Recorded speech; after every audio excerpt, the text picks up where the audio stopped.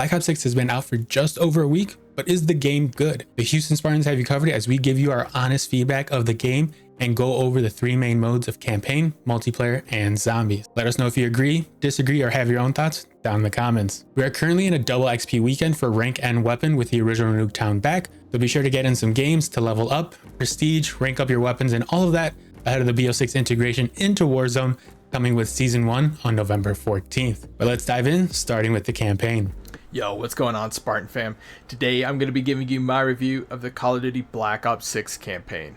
Now, if you're like me, who's a big multiplayer fan, sometimes you don't know if the campaign's absolutely worth it to play, but let me tell you, this year it's most definitely worth it. In fact, it's probably one of the best Call of Duty campaigns that we've had in a very long time.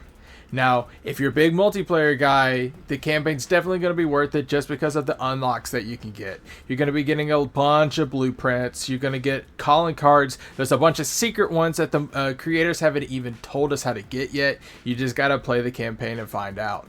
You'll also get an operator. You'll get a loading screen and weapon charms and a bunch of other things. Now, to dive just into the campaign itself, it's fun. It's a great time. It's set in the 90s. Something's going on with the CIA that's eating them from the inside out, and you have to basically find out who it is.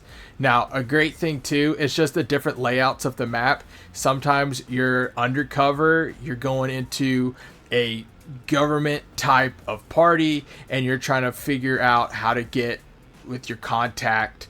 It's a great time. You're having to basically snap pictures. It's really fun. And then if you look on here, this is the hunting season mission that you're seeing clips of. Basically, this is a very big open world style mission. You're able to go around, find a bunch of chests like you saw at the beginning, pick lock them, and you'll find money, different types of weapons that are going to very much so be useful later on in the game. For me, this is one of the best Call of Duty campaigns that I have played in a very long time. I give this campaign a 9.9 out of 10. Let me know what you think. Here's the good, bad, and the ugly about the Black Ops 6 multiplayer after the first week of playing. For the good, the game is most of the time very enjoyable and fun to play.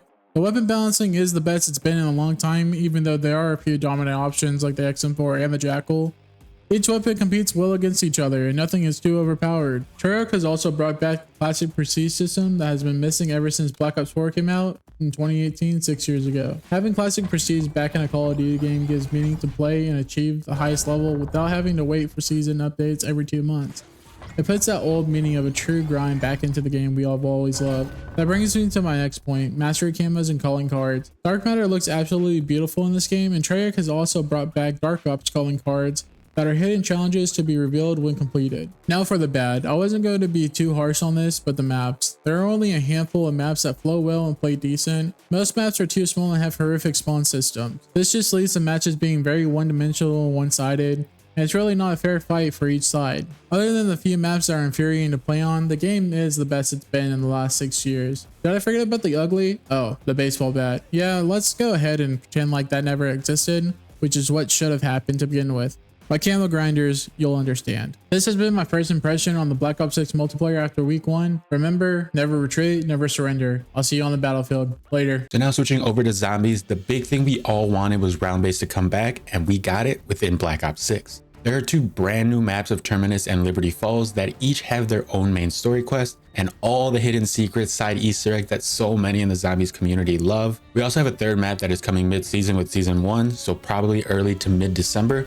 The 3 maps within 2024 is pretty solid. Camo grinding has been simplified and much easier now that there is no level requirements, and the replayability of these maps I would say is actually pretty decent. The gameplay is a mashup of classic zombies and Cold War, but more of like a 70-30 split towards Cold War since weapon rarity and armor plating is back, but the challenge is still there, especially going into the higher rounds since self-revives are now capped at 3 a match, so can get hectic pretty quickly. There are also mentions of in-game events coming to zombies later in its life cycle, which if it does happen would be something completely new and different from what we are used to.